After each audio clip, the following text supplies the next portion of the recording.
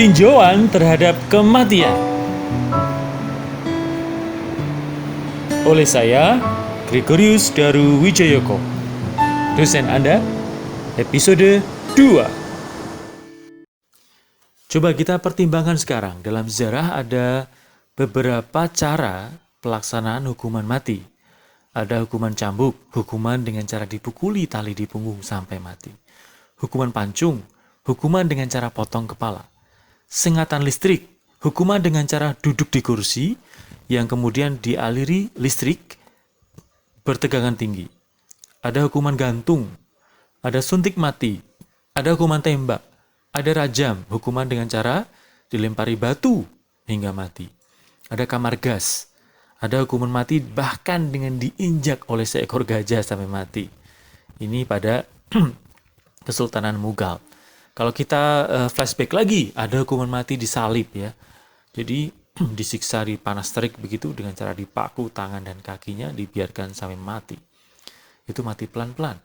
Ada hukuman mati dengan dilemparkan ke kandang singa. Jadi manusianya dilempar ke kandang singa. Ada hukuman mati dengan cara melemparkan manusia ke lubang penuh dengan ular berbisa. Ya, dan seterusnya. Lalu kita bisa bertanya-tanya, apakah dengan cara menghukum orang lain sesama kita sendiri dengan hukuman mati, itu membuat kita menjadi lebih manusiawi? Apakah hukuman mati tidak membuat kita menjadi manusia dengan derajat lebih rendah? Seperti hewan-hewan itu kan sangat instinktif ya. Mereka kalau disalahi oleh hewan lainnya, mereka bunuh gitu aja. Simple, tidak ada pertimbangan dengan akal sehat, dengan hati nurani. Kan hewan-hewan tidak punya akal sehat dan hati nurani, istilahnya begitu. Lalu manusia apa bedanya dengan mereka kalau hanya bisa membunuh orang yang nyalai kita? Nah, itu pertimbangan berikutnya.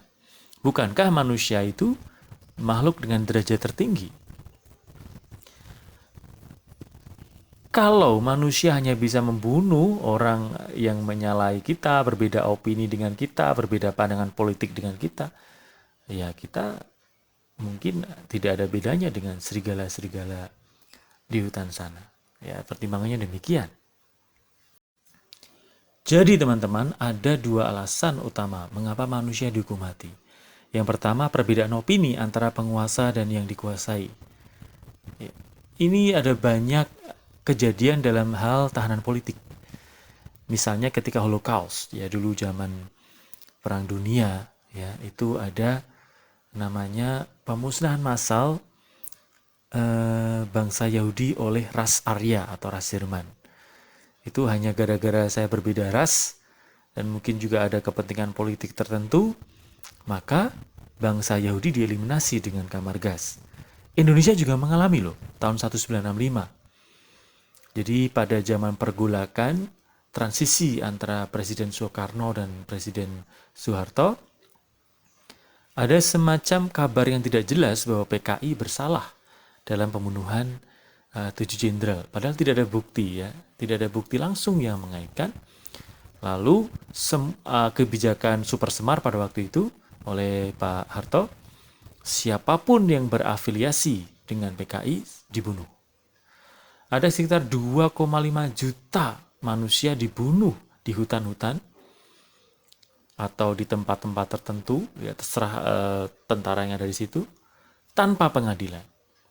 Ini kan perbedaan opini antara penguasa dan yang dikuasai. Kadang-kadang teman-teman, jadi hukuman mati yang legal ini dimanipulasi oleh penguasa untuk menindas yang dikuasai. Ya, ini kenyataan.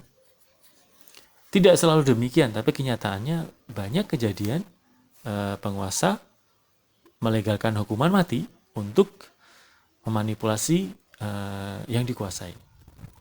Yang kedua, mengapa manusia dihukum mati? Karena kejahatan luar biasa, misalnya pengedar narkoba, penjahat perang, teroris yang luar biasa begitu.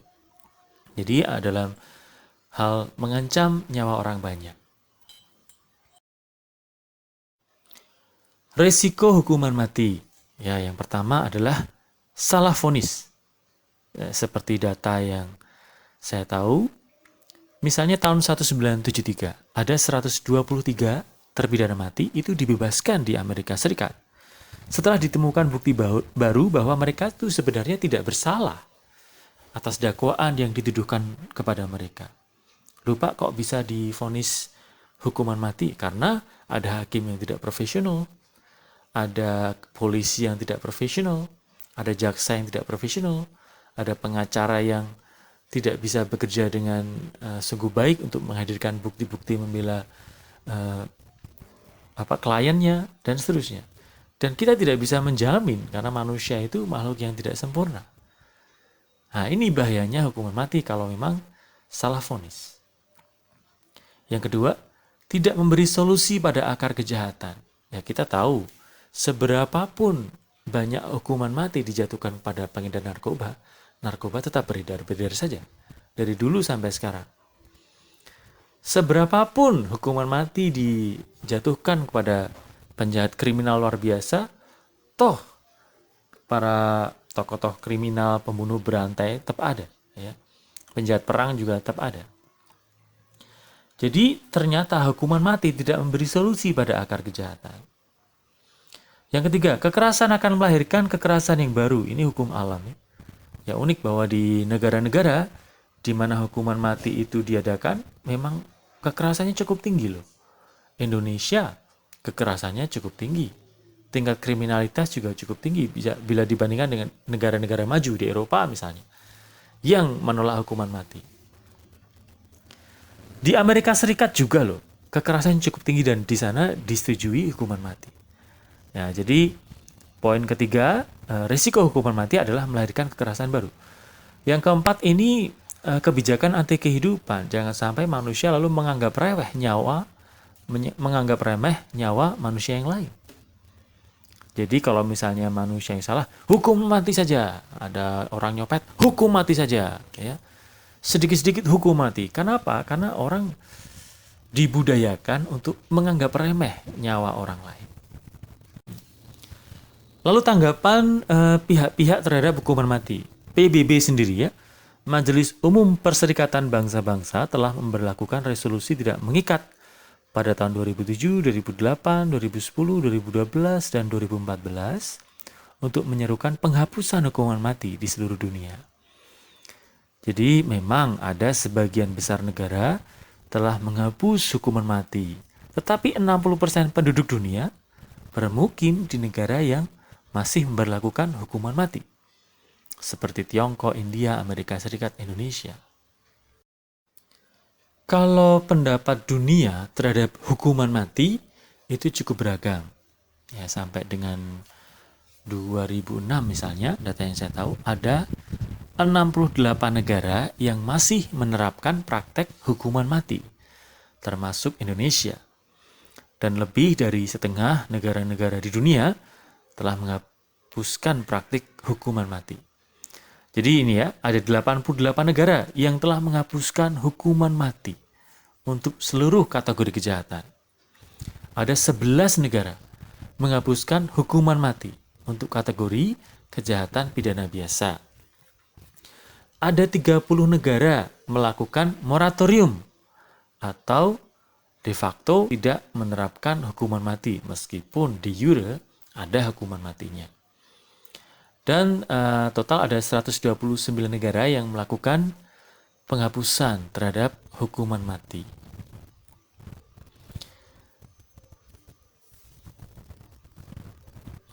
Memang hukuman mati ini di praktek pengadilannya juga berisiko bias ya.